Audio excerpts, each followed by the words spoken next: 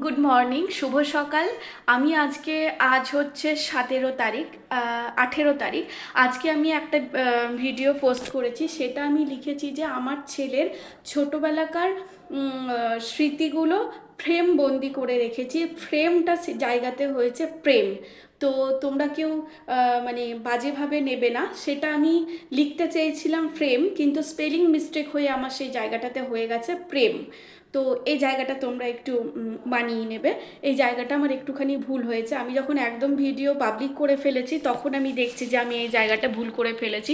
কারণ পুরো video edit করার পর তারপর আমি একবার নিজে শুনি, ভালো করে নিজে শুনি, 2-3 বার নিজে ভালো করে শুনি, তারপর ভিডিওটা আমি পাবলিক করি। কারণ কোনো জায়গাতে হয়তো মিউজিক থেকে যায়, কোনো জায়গাতে হয়তো আমি কিছু কাটার একটা বিষয় থাকে, সেইগুলো সব কাটাছাটা করে তারপর আমি ভিডিও পোস্ট করি। সেই ভিডিওটা হয়তো 5 মিনিটও হতে পারে, 7 মিনিটও হতে পারে এবং 9 মিনিটও হতে পারে।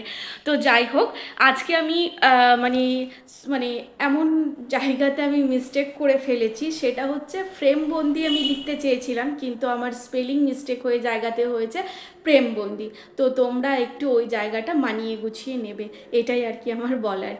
তো চলো, এখন আমি স্নান করব, ঠাকুরের পুজো দেব, তারপরে আবার আমি তোমাদের সাথে ভিডিও নিয়ে আসবো। তো এখনকার মতো টাটা। এটা হচ্ছে শাশুড়ি মায়ের বিয়ের বেনারসি। এই যে এটা এটা কিসের বাপের বাড়ি? হ্যাঁ, এটা বাপের বাড়ি। এটা হচ্ছে বাপের বাড়ির বেনারসি। অনেকটাই নষ্ট হয়ে গেছে, আজ থেকে প্রায় কত বছর, 36-37, 79-এ বিয়ে হয়েছিল মায়ের, আমি 80-তে হয়েছিলাম। 40-42 বছর আগেকার শাড়ি। আর আর এটা এইটা তোমরা হচ্ছে দিয়েছিলে। রিসেপশনের শাড়ি। আমি আজ এই প্রথম দেখলাম আমার বেনারসি, আমার রিসেপশন বেনারসি, আমার বাড়ির বেনারসি সবটাই আছে। দেখা যাক, আমারও ছেলে আছে, ছেলের বউ দেখবে, ভালো লাগলে হয়তো পরতেও পারে, জানি না। ততদিন হয়তো শাড়িগুলো ভালো থাকবে না, চোরা কাটা, ভেতরে কাটা কাটা হয়ে যাবে, যতই দামি শাড়ি হোক।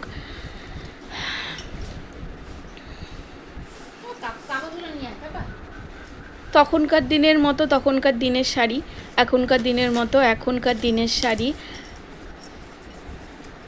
খুব সুন্দর শাড়িগুলো, আপাতত এখনও ভালো আছে। কালকে সকালে এই ভিডিওটা আমি করলাম, সৃজাকে বললাম তুমি একটুখানি ভিডিও করো, সবাই দেখুক যে ঈশান একদমই খেতে চায় না, তখন দাদুর পরিস্থিতি কীরকম হয়। এরকম বাটি চামচ প্লেট নিয়ে বাজাতে হয়, তবে গিয়ে যদি একটুখানি খায়। এটা একটা মানে এরকমভাবেই কিন্তু ওর এইটা চলে যাচ্ছে, খেতে চায় না। জানি না কেন এই প্রবলেম, প্রত্যেকটা বাচ্চারই এরকম প্রবলেম নাকি। ওর মুখরোচক খাবার কিন্তু ও খেয়ে নেয়, আর বাদ বাকি আর কিছু খেতে চাইবে না। আর সবথেকে বড় কথা, ও বড়দের জিনিস খেতে চায়।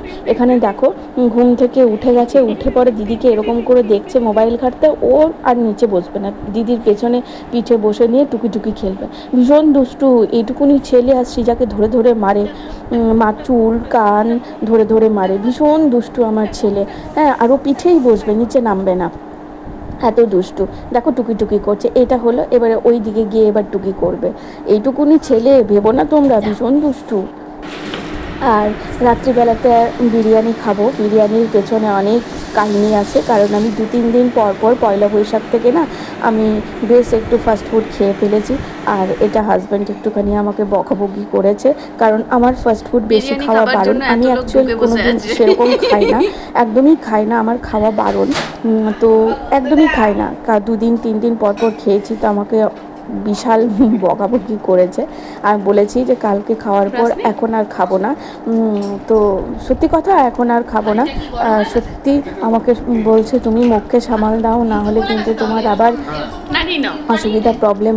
আমার ছেলে সারাদিন বিছানার অবস্থা এরকম করে রাখে, দিন শেষে এগুলো একটু গুছিয়ে নিই, তারপরে ওকে এখন আমি লজ্জা ঘেন্না সব কিছু ত্যাগ করে এখন বিরিয়ানি খেতে বসেছি। তো আমার হাজব্যান্ড খেতে খেতেই বলছে এটাই কিন্তু তোমার লাস্ট, আর এখন কয়েকটা দিন বন্ধ থাকবে। আর এখন কটা বাজে দেখো, 11:30টার সময় আমরা খাচ্ছি, কারণ 10টার সময় স্টার্টই করেছি। আর তো যাই হোক, আজকের মতো ভিডিওটা এখানেই শেষ করলাম। সবাই ভালো থাকবেন, সুস্থ থাকবেন, গুড নাইট, টাটা।